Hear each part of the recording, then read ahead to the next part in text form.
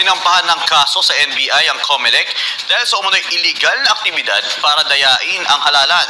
Ayon kina Baguio City Mayor Benjamin Magalong, Vice Mayor Harold Respicio at iba pang complainant. Si Margaret Gonzalez magbabalita.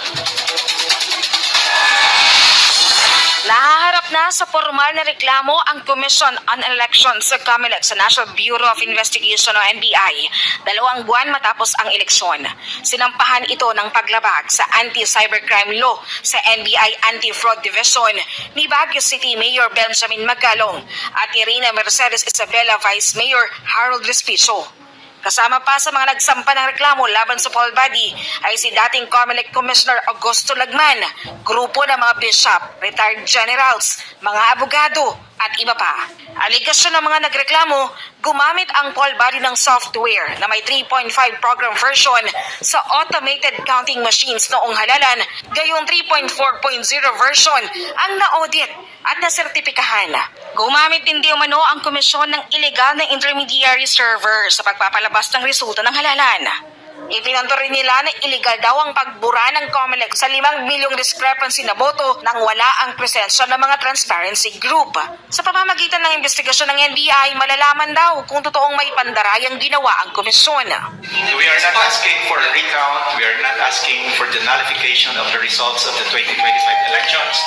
We just want to establish meron bang nagkaroong dayaan, manipulation, alteration of the electoral results. No? We just want to establish kung merong criminal culpability yung COMELEC. No? So that's why we're inviting NBI to make this investigation.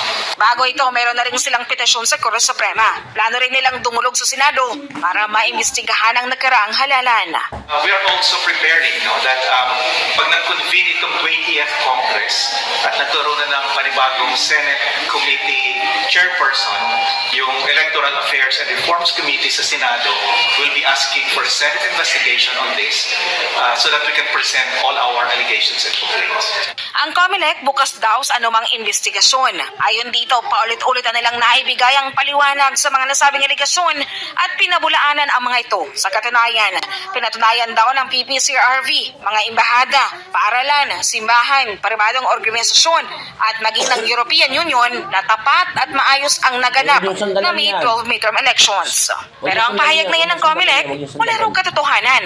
Anila, negatibo ang pananaw ng publiko at maging ng mga dayuhan sa naganap na eleksyon. Distortion of the truth. Yung simbahan actually is questioning the results of the elections. No? At ang CBCP, maraming bishops who are actually questioning the results of the 2025 elections. The President of Caritas Philippines, the Vice President of Caritas Philippines, kasama natin sa complaint na ito. Dito sa NBI complaint na finayin natin ngayon. Pangalawa, yung sa EU, alam niyo po, there was already a report na nirelease ang EU. They are actually questioning the transparency and integrity of the results of the 2025 elections. So hindi po totoo na sinasabi niya na sinusuportahan na malinis at may integridad at credible yung naging resulta ng 2025 elections.